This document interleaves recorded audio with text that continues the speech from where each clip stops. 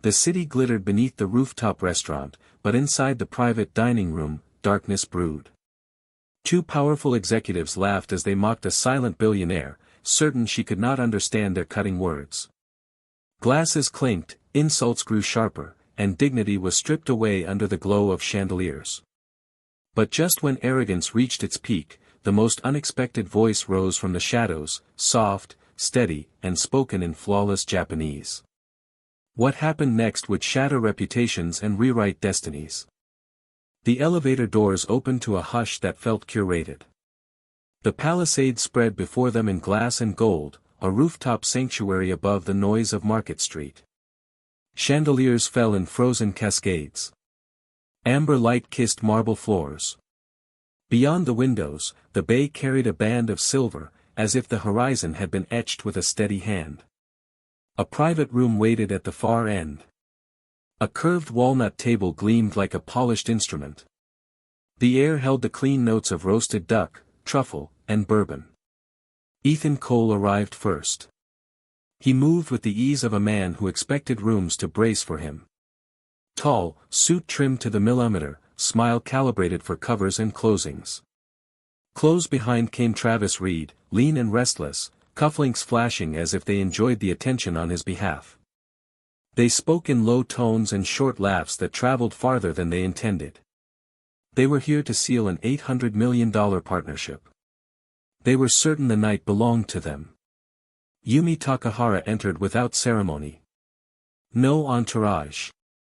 No shine. Silver hair pinned. Indigo silk falling in clean lines. No watch. No necklace. A single ring with a thin band of platinum. She took her place at the head of the curve, eyes steady, hands folded. An aide sat one seat behind her, tablet sleeping beside a fountain pen. Yumi inclined her head in greeting. She did not offer English. She did not offer apology. Aisha Carter slid through the room like a quiet metronome. Slim frame. Crisp jacket. Apron tied flat against her waist. She adjusted water levels, set down linen, touched stems to place without a sound. Her gaze set low by training, but nothing in the room escaped her. The shift lead called this seamless service. Aisha called it becoming air. It was a skill you learned when people preferred rooms without you. Ethan raised his glass first. To global partnerships and a future that refuses borders. The line arrived polished and ready for print. Yumi lifted her glass. A nod. A sip. The aide turned that nod into 3 even words. Ms. Takahara appreciates the sentiment. Silence reclaimed the table like tide. The pattern established itself. Ethan expanded. He mapped markets, forecasted quarters, sketched a world where Valancer distribution wrapped around Hoshiko surgical robotics like a fitted glove. Travis annotated with percentages. Synergies became outcomes. Outcomes became inevitabilities. Yumi listened, posture aligned, expression legible only to those who understood control as a language. When she spoke, the phrases were precise and short. The aide shaped them into English the way a jeweler sets a stone. No more. No less. Travis leaned back. His chair exhaled against the wood. Sweetheart, more Syrah. He did not look up when he said it. Aisha moved. She poured. The liquid braided against crystal and settled. She said nothing. She marked the tone. Familiarity without permission. It had a weight. She had carried it before. The room's music softened and fell to the perimeter. Voices became edges. Ethan pressed again, a smile too smooth to reveal the teeth behind it. He praised the elegance of restraint in leadership. He commended Yumi's composure as if it were a tactic she had purchased. The aide translated her reply in one sentence. Travis rolled a pen between his fingers and let it click once. Then twice. Then not at all. Aisha watched everything. She watched the small twitch at the corner of Yumi's mouth when Travis spoke too close to a joke. She watched the leg that bounced under Travis's side of the table when patience thinned. She watched Ethan's gaze skim past Yumi's eyes to the aide's lips, as if answers lived only where English appeared. She had learned to study rooms in Kyoto, where her mother walked embassy halls with a spine like a calligrapher's brush. She had learned that respect could be seen before it could be heard. She had learned that silence could be shelter and blade in the same breath. Travis broke the quiet with a laugh that missed its mark. We could replace her with a chatbot and get more conversation. Ethan smiled without warmth. Aisha steadied a hand on a water carafe. The chandelier gave a small tremor as wind touched the glass beyond the windows. Yumi's eyes did not move. The aide wrote a note that no one was meant to see. Dishes arrived. Duck sliced with surgical neatness. A whisper of citrus at the rim of a white plate. Ethan resumed his cadence. Synergy became destiny again. Travis snapped his fingers once, then seemed to remember that he should not. Aisha stood at his shoulder, felt the command in the gesture travel through the air and land where it always landed. She let it pass. She did not forget it. The insult came softer than a slap. You know, this is beginning to feel like a pantomime. Travis let the word hang, pleased with its shine. Ethan lifted bourbon and let his grin carry the echo. Yumi reached for her water and set it back down without drinking. Her eyes moved to the table's edge. The aide waited for instruction and received none. Then Yumi spoke. Not to the men. Not to the aide. Not to the room. A single line, dropped lightly on the lacquered surface between her fingers and the candle's halo. Aisha heard every sound, every held breath in each syllable. It was the kind of Japanese that carried respect inside its structure. It asked a question and made a statement at once. Is there anyone here who truly sees me? Aisha felt the line strike a place she kept guarded. She stood by the service station, back to the wall, pulse in her throat. The rules pressed close. Do not speak unless spoken to. Do not stand inside their circle. Do not be noticed. She looked at Yumi. Yumi did not look away. The horizon beyond the glass held its thin band of silver. The city waited below. In the quiet, something tipped. The night thickened like velvet across the city skyline. Inside the private room, the glow of candles pressed against polished wood, trying to soften the edges of a conversation that had turned hard. Ethan Cole's voice carried with the confidence of a practiced orator. He painted futures with his hands, described acquisitions as inevitabilities, and moved pieces no one else could see. Travis Reed sharpened the edges of every point, adding percentages, deadlines, and thinly veiled threats of what would happen if hesitation crept in. Together they played Predator and Echo, a duet rehearsed in countless boardrooms. Yumi Takahara did not break her rhythm. Her words remained short, precise, delivered through the aide seated behind her. To Ethan and Travis, it sounded like indifference. To Aisha Carter, who stood pouring water with steady hands, it sounded like discipline. Yumi chose each phrase as if she were trimming bonsai, leaving nothing unnecessary, nothing wasteful. Silence stretched between responses, and in those stretches Ethan filled the void with more promises. Travis filled it with sighs and jokes that sliced sideways. The men mistook composure for weakness. They mistook restraint for emptiness. When Travis leaned in with his smirk and muttered that negotiating with Yumi felt like talking to a statue, Ethan hushed him but could not hide the irritation flickering across his own face. Neither man realized that Yumi's silence was a shield, not a gap. They believed they were in control. They did not notice how Yumi's eyes measured them, how her stillness recorded every insult, every dismissal. Aisha noticed. She noticed the way Travis's gaze slid over her without recognition, how Ethan's words gained volume when he assumed Yumi could not follow them. She noticed how Yumi's hands never shook, even when Travis made a joke about teaching robots better conversation skills than their Japanese counterpart. The insult landed and disappeared under the laughter of expensive bourbon.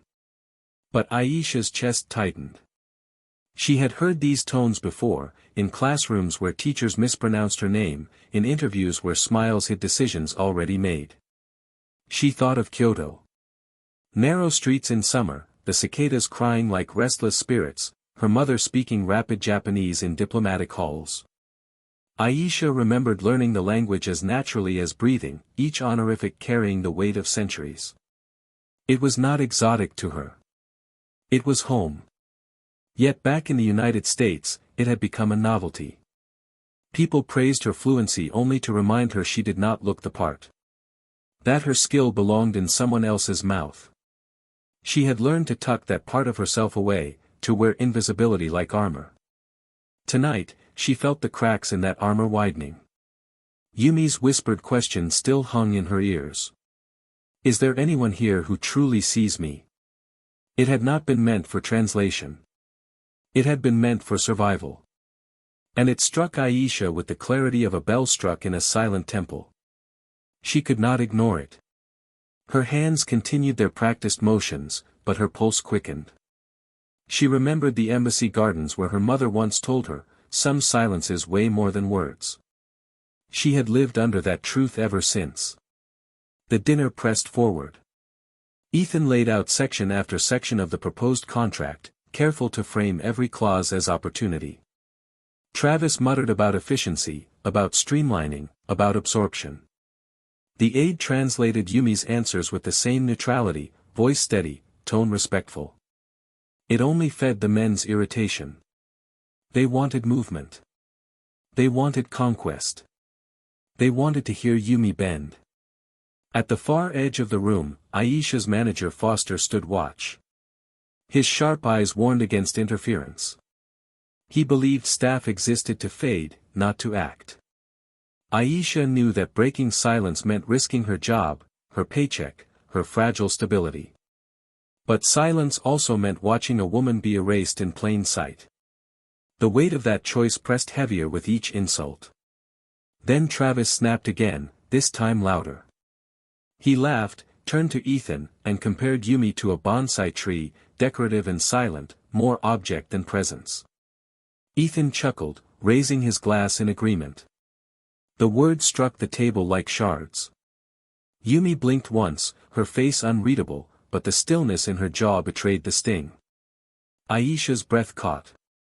She could feel her heart pushing against her ribs, demanding release. The room settled into a lull, the kind that follows cruelty disguised as humor. Ethan sipped his bourbon. Travis tapped his pen against the table. Yumi remained poised, eyes lowered. And then she spoke again in Japanese, softly, a phrase that rolled through the air like a quiet lament. Aisha understood every word. This world is too loud with men who do not listen. Her decision hardened in that instant. The years of trained silence cracked. The rules Foster had drilled into her blurred against the truth pulsing in her chest. She could not stand still. She could not pour another glass and pretend she had not heard. She placed the carafe down, turned, and walked toward the table. Each step rang against the wood like a drumbeat. Ethan looked up, brows drawn. Travis frowned, pen stilled. Foster's face stiffened in warning. But Aisha did not stop. She reached Yumi's side, bowed low from the waist, the bow of reverence she had learned in temples and schools. Rising slowly, she met Yumi's gaze. In crisp Japanese, clear as a bell, she spoke. Takahara-sama, forgive me. I know I should remain silent. But silence now would be betrayal. If you will allow me, I can speak for you. The room froze. Glasses caught light. For the first time, Yumi's expression shifted. Recognition sparked in her eyes, like someone seeing a lighthouse through fog. She reached forward, placed her hand gently on Aisha's arm, and whispered back in Japanese. Thank you for seeing me. And just like that, the balance began to tilt. The silence stretched across the private room like glass about to crack. Ethan Cole tapped his fingers against the table.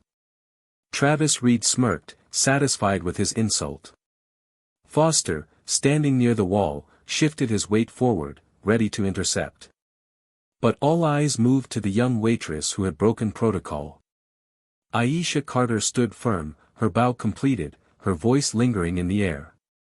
She had spoken to Yumi Takahara in flawless Japanese, an act no one expected, least of all the men who had mocked her. For the first time, the balance of the dinner no longer belonged to Ethan and Travis. It belonged to the quiet woman who had stepped from the shadows. Yumi's lips curved, not into a smile, but into something deeper. Recognition. Gratitude. Her hand lingered on Aisha's arm, a small gesture that carried centuries of respect. A single nod followed. It was permission. It was trust. Aisha inhaled slowly, felt her hands steady. She turned toward the table. Her voice, calm but resonant, filled the room. Takahara-sama requests that I provide her translations from this point forward. She believes it is time you understand her words without filter. Travis let out a short laugh, brittle at the edges. A waitress? Translating a multimillion-dollar deal? His tone dripped disbelief. What is this, amateur hour? Ethan tried to recover composure, adjusting his cufflink. If Ms. Takahara consents, then let's hear her words. He leaned back, but his eyes never left Aisha. He searched her face, as though he could find weakness there. He found none. Yumi spoke softly, her voice carrying the cadence of authority even in its quietness. Aisha listened carefully, then translated with precision. She would like to begin by discussing the revisions you brought tonight. She insists we move directly to the clauses that matter. Ethan blinked. Travis shifted. Their expectation of silence had shattered, replaced by dialogue they could not control. Ethan opened his briefcase, pulling out the sleek leather folder that contained their proposed contract. He slid it toward Aisha as though testing her. She accepted it with steady hands, unfolding the document under the golden light. Her eyes scanned the first pages quickly. The text swam in the neat columns of corporate legalese, the same kind she had once watched her mother dissect in embassy meetings. Aisha's chest tightened, not with fear, but with focus. Words shaped futures. And these words had been designed as traps. Her finger paused at section 7b. She looked up.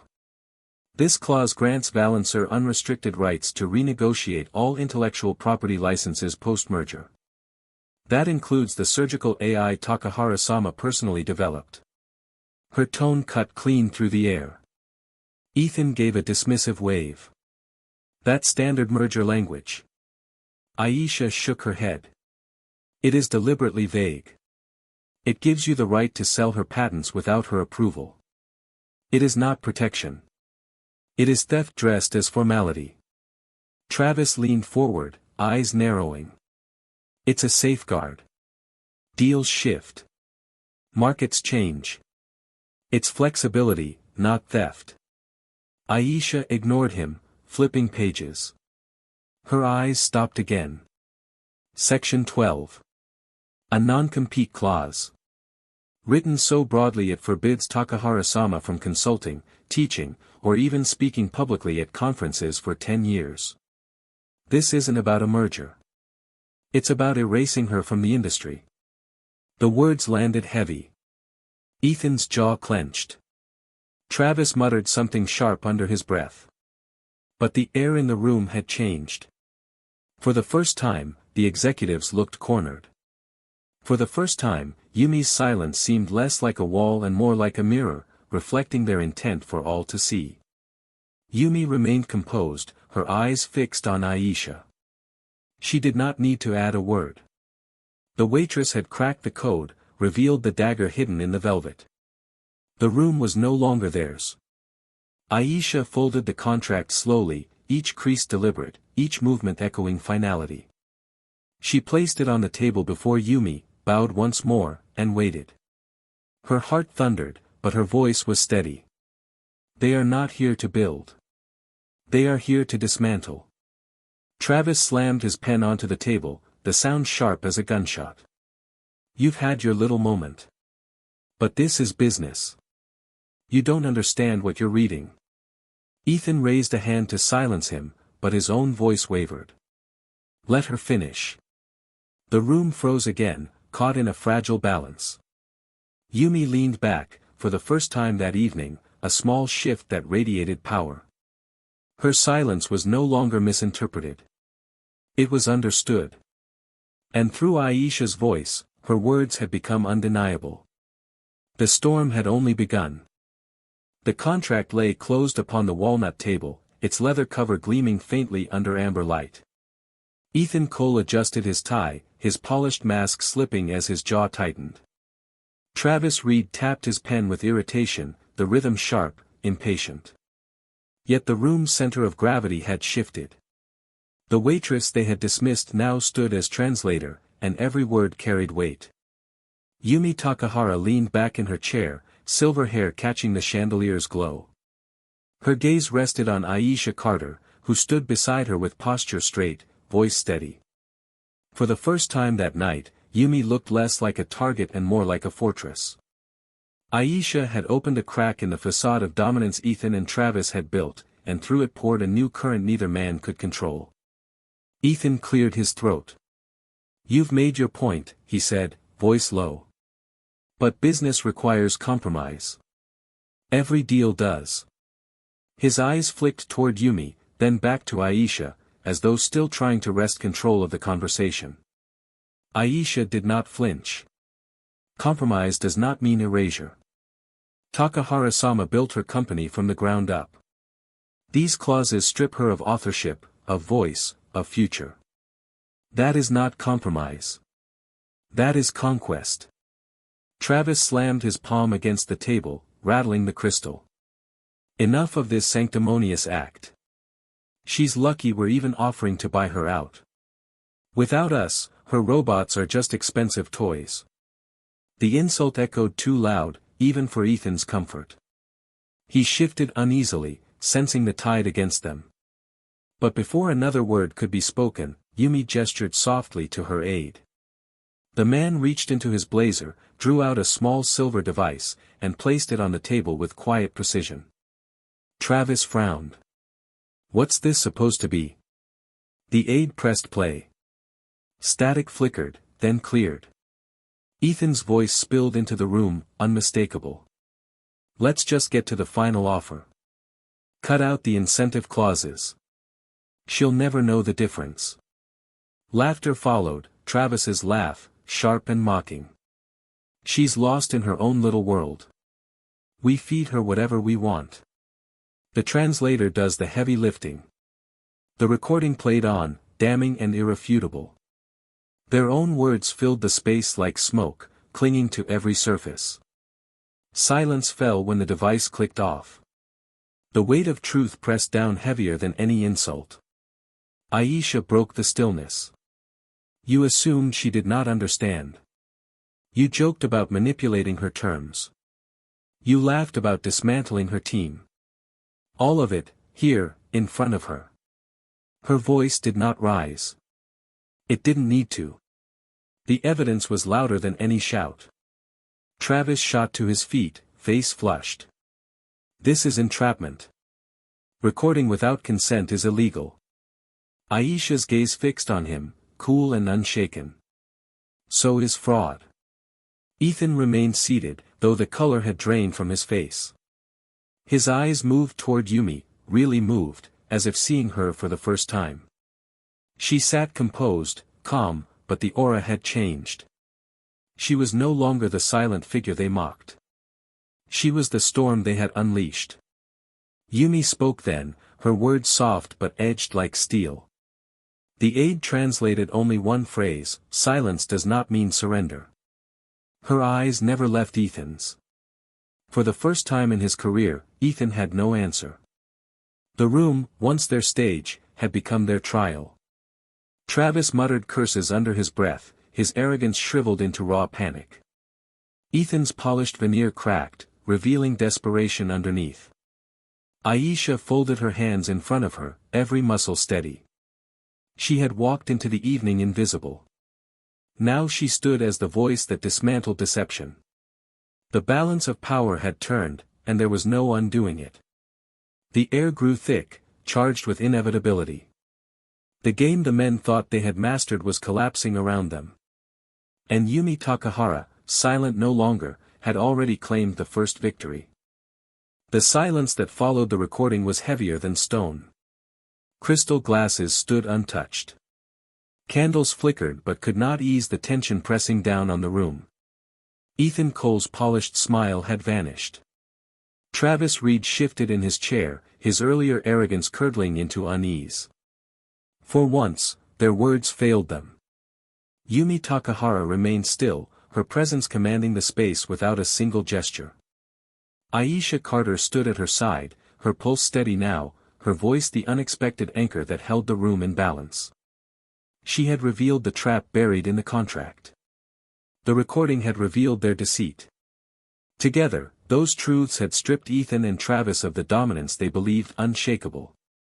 Travis leaned forward, breaking the silence with a growl. "This doesn't change anything. Deals are dirty. Everyone knows it. You think this little stunt makes her untouchable?" Aisha met his glare without hesitation. "It changes everything. You believed her silence made her powerless.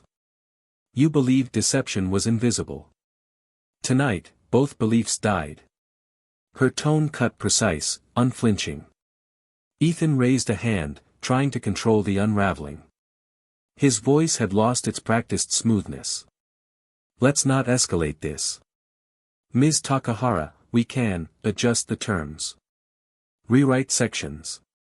There's still a path forward."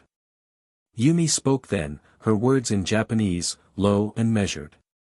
Aisha translated with clarity. "She says you have already revealed the truth of your intent. Adjustments cannot repair broken trust." Travis scoffed, slamming his napkin onto the table. "So what now? You walk away from the deal.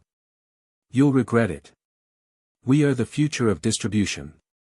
Without us, your company." "Enough." Yumi's word, delivered in her own accented English, sliced clean through his tirade. The room froze. It was the first time she had chosen their language that night, and the effect was devastating. Every syllable landed like a verdict. Travis blinked, stunned. Ethan exhaled sharply, running a hand over his jaw. Their certainty was gone. The balance of power had shifted so violently that they no longer recognized the ground beneath them. Foster, the restaurant manager, stepped forward from the shadows. His face was tight with fury. "Miss Carter," he hissed, ignoring everyone else. "You've overstepped. You left your station. You spoke out of turn. You are finished here. Pack your things immediately." The words hung like a gavel strike. Aisha's chest tightened, but she did not flinch. She had known this consequence the moment she chose to speak. She inhaled, ready to respond, though unsure what words would come. Before she could speak, the door opened with deliberate weight. Footsteps crossed the threshold, steady and unhurried. A tall man entered, dark suit tailored with quiet authority. His presence shifted the air before he even introduced himself. "My Jones," he said, voice calm. "Executive Director of the North American Innovation Alliance. One of Takahara-sama's financial partners." His gaze swept the room, sharp and unblinking. "I have been listening from the main dining hall." Ethan paled. Travis's jaw dropped. Foster stiffened. Aisha stood frozen, caught between dread and disbelief. Mike continued, his words precise. "I heard the recording. I watched how each of you behaved. And I will make this clear, Naomi Carter is not being fired tonight. She is the only one in this room who demonstrated integrity." Foster opened his mouth to protest, but the weight of Mai's stare silenced him. For the first time that night, Aisha felt seen not as staff, not as background, but as someone of value. Her throat tightened, emotion pressing hard against the discipline she had worn all evening. The tide had fully turned. Ethan and Travis, once so sure of their dominance, now sat diminished. Foster, red-faced, stepped back into the corner, his authority shredded. And in the center of it all stood Yumi and Aisha, their quiet alliance reshaping the outcome of the night. The breaking point had arrived, and nothing would return to the way it had been. The weight of my Jones's words hung in the room, undeniable. Ethan Cole sat frozen, his once confident expression drained of its sheen. Travis Reed clenched his fists, anger simmering beneath his pale face. Foster stood near the wall, his authority shattered, no longer the master of staff but a man caught in the wreckage of his own arrogance. Aisha Carter stood silently, her heart pounding as though it might break through her ribs. For years, she had practiced invisibility. For years, she had obeyed the rules of staying small, staying quiet, never stepping forward. Now she stood in the center of a storm, and for the first time, the spotlight did not burn. It illuminated. My turn toward Yumi Takahara, his expression softening with respect. "Miss Takahara," he said, "you could walk away from this table tonight and still command the future. But if you wish, the alliance stands ready to double our investment. These men have shown their intent. You owe them nothing." Travis scoffed. "You can't just cut us out. We are Valancer. We built the channels that make this deal worth anything." Mai's eyes locked on him. "And yet you tried to build those channels on deception. Power without integrity collapses. As you are about to discover." Ethan exhaled, his hand trembling slightly as he lifted his bourbon glass. "We can renegotiate," he said weakly. "There's still ground to be found." Aisha translated Yumi's quiet response. Her voice carried calm authority. "She says the ground you stand on has already collapsed. Trust, once broken, cannot be rebuilt with words."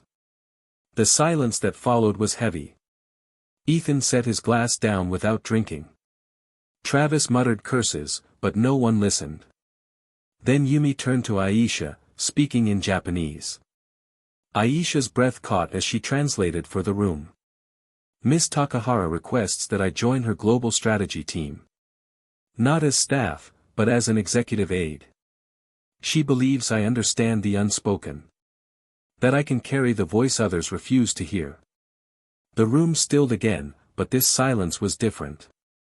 Ethan and Travis stared, stunned into disbelief. Foster looked as though the ground beneath him had vanished. Aisha's throat tightened. She almost believed she had misheard. But Yumi's eyes confirmed the truth. The offer was real. Mai added, his voice steady, "The position includes full tuition support for any graduate program you choose, anywhere in the world. Housing provided. A starting salary worthy of your value." He paused, letting the words settle like stone. "Consider this not a gift, but recognition." Emotion rose in Aisha's chest like a tide she could not hold back. Her entire life of being unseen, dismissed, overlooked, now rewritten in a single moment of courage. She bowed deeply to Yumi, her voice trembling but clear. "I would be honored." Yumi reached out, clasping Aisha's hand in both of hers. For the first time that night, she smiled. "You saw me," she said in accented English. "When no one else did." Ethan buried his face in his hands. Travis shoved his chair back, muttering about lawsuits that would never come. Foster looked down at his polished shoes, knowing his authority had ended. The tides had turned irrevocably. The future had chosen its new voices. And for Aisha Carter, the door that had always been shut had been blown wide open. By morning, whispers had turned into headlines. The failed dinner spread through corporate channels with the velocity of wildfire. Ethan Cole's name, once golden in biotech circles, now appeared beside words like scandal and fraud. Travis Reed's reputation collapsed just as quickly, his resignation announced within 48 hours under the tired excuse of personal reasons. But everyone knew the truth. Their empire of arrogance had crumbled. The recording, carefully shared with oversight committees and legal counsel, carried enough weight to trigger immediate consequences. Valancer's board convened an emergency session. Ethan was forced to step down. His golden parachute shredded before it ever opened. By noon, his name vanished from the company website, erased as though it had never belonged. Stockholders demanded answers, investors backed away, and opportunities evaporated like mist in the heat of exposure. Meanwhile, Yumi Takahara's quiet victory became a storm of admiration. In boardrooms across the Pacific, her stance was hailed as unyielding dignity. She had not raised her voice, yet she had dismantled deceit through patience and composure. The partnership with the North American Innovation Alliance expanded instead, doubling investment into Hoshiko AI. What Ethan and Travis tried to steal had instead strengthened Yumi's foundation. But the real story, the one that lit up social feeds and comment sections, belonged to Aisha Carter. Overnight, her name became synonymous with courage. From server to savior, read one headline. The waitress who spoke truth to power, blared another. Videos dissected her translations, her poised stance, her bow of respect that shifted the atmosphere of an entire room. Strangers on the internet praised her bravery, calling her the voice of integrity in a world where too many stayed silent. At the restaurant, Foster walked with his head lowered. The staff whispered behind his back. His authority no longer carried weight, not after my Jones had stripped it away in public. Within days, he too resigned, citing stress. But those who worked under him knew the truth, he had been broken by the very arrogance he enforced. For Aisha, the world transformed almost too quickly. Within 72 hours, she walked through doors that once would have closed in her face. She met with lawyers drafting her contract with Hoshiko AI. She sat in conference calls with executives who addressed her not as a server, but as a strategist. She toured an office that would soon be hers. The shift was dizzying. But every time doubt rose in her chest, she remembered Yumi's words, "You saw me when no one else did." Ethan and Travis tried to fight back. Their lawyers drafted statements. They blamed miscommunication, cultural differences, exaggerated transcripts. But the recording was undeniable. Every word they spoke dripped with contempt. No spin could erase the truth. Their invitations to conferences disappeared. Partners withdrew. Doors that once opened automatically now stayed shut. They had mocked silence, underestimated dignity, and forgotten that arrogance leaves a trail. In contrast, Yumi and Aisha prepared for new beginnings. Together they sketched a vision that was not just about technology, but about fairness. Yumi insisted on diversity initiatives woven into the fabric of Hoshiko's expansion. Aisha was placed at the center of that effort, her insight seen as critical. No longer invisible, she was now tasked with ensuring others would never be ignored the way she had been. And as the world watched, the story became more than a business headline. It became a parable. Never underestimate the quiet ones. Never dismiss the overlooked. Power does not always wear a suit. Sometimes it wears an apron. And sometimes, the smallest voice in the room is the one that brings empires to their knees. But for Aisha Carter, the headlines mattered less than the promise whispered by Yumi Takahara on that rooftop: "We have work to do." Real work. And that work had only just begun. Weeks passed, but the echoes of that dinner still rippled through the corporate world. The fall of Ethan Cole and Travis Reed became a cautionary tale whispered in boardrooms from New York to Tokyo. Their arrogance had toppled careers built over decades. They were no longer feared competitors, but disgraced names that investors avoided, shadows of men who had once thought themselves untouchable. In contrast, Yumi Takahara's influence only deepened. Her silence, once mocked, was now studied as strategy. Articles praised her composure under fire, her refusal to bow to intimidation, and her wisdom in elevating a hidden voice at the precise moment it mattered most. She became not only the face of innovation, but a symbol of dignity. Leaders across industries looked to her as proof that true power does not always roar, it waits, it endures, and then it strikes. And at the heart of it all stood Aisha Carter. Her journey from unseen waitress to trusted voice became legend. Social media filled with tributes. Students quoted her courage. Commentators replayed her bow and her first words of fluent Japanese. "Never underestimate the quiet ones," became a phrase attached to her image, spreading like a mantra for the overlooked and underestimated everywhere. But Aisha's focus was not on headlines. It was on the work that followed. She walked new halls, no longer carrying trays, but carrying ideas. She sat at tables where decisions were shaped, her insight valued, her presence no longer erased.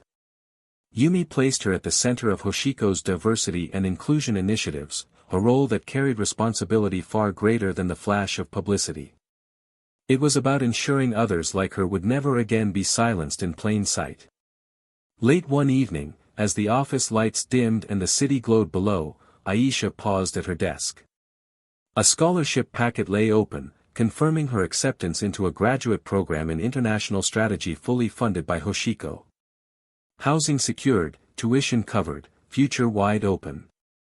She thought of her mother in Kyoto, of cicadas singing in the summer, of paper cranes folded in quiet classrooms. She thought of every moment she had been told to stay small. And she smiled. That part of her life was finished. In another corner of the city, Ethan Cole packed away his office in silence. No interviews. No speeches. Just the sound of cardboard boxes filling with the remnants of a career undone by hubris. Travis Reed scrolled through news feeds that mocked his name, each headline heavier than the last. For them, the silence they once despised had become their only company. At a press conference weeks later, Yumi stood before a crowd of journalists. Cameras flashed. She spoke briefly, her words calm but resolute. "Innovation is not only about technology," she said. "It is about humanity. Tonight, I stand with voices that are too often overlooked. And I promise this, Hoshiko will never build its future on silence again." At her side stood Aisha, no longer in uniform, but in a tailored suit that reflected her new station. When the cameras turned toward her, she did not shrink. She lifted her chin, her presence unshakable.